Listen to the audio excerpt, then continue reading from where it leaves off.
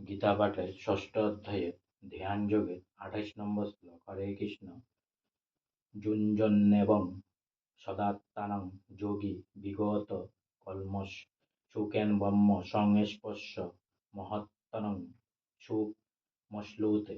যুঞ্জন মানে যোগ যুক্ত হয়ে, এবং মানে এইভাবে, সদা মানে সর্বদা, আত্মানম মানে আত্মাকে, যোগী মানে যিনি পরম আত্মার সঙ্গে যুক্ত, বিগত মানে মুক্ত, কলমশ মানে সর্বপ্রকার জ্বর কুলস থেকে, সুখেন মানে চিন্ময় সুখে, ব্রহ্ম সংস্পর্শনম মানে পরব্রহ্মের সঙ্গে নিরন্তর যুক্ত হয়ে, অনন্তম মানে পরম, সুখম মানে সুখ, অশ্নুতে লাভ করেন। অনুবাদ: এইভাবে আত্মসংযমী যোগী জড় জগতের সমস্ত কুলস থেকে মুক্ত হয়ে ব্রহ্ম সংস্পর্শরূপ পরম সুখ আস্বাদন করেন। তাৎপর্য: আত্মদর্শনের অর্থ হচ্ছে ভগবানের সঙ্গে আমাদের যে নিত্য সম্পর্ক রয়েছে তার পরিপ্রেক্ষিতে আমাদের স্বরূপ উপলব্ধি করা।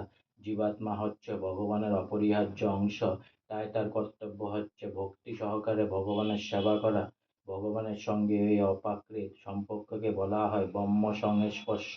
আজকে আমার গীতা পাঠের ষষ্ঠ অধ্যায়ের ধ্যান যোগের ২৮ নম্বর শ্লোক এখানেই সমাপ্ত হলো। তাই অনেক অনেক সাবস্ক্রাইব করুন, অনেক অনেক লাইক করুন, অনেক অনেক ভালো থাকুন, অনেক অনেক সুস্থ থাকুন, অনেক অনেক আনন্দে থাকুন, অনেক অনেক হেল্প করুন, আর সঙ্গে বলুন হরে কৃষ্ণ কৃষ্ণ কৃষ্ণ হরে হরে, হরে রাম রাম রাম হরে হরে, রাধে রাধে, হরে কৃষ্ণ।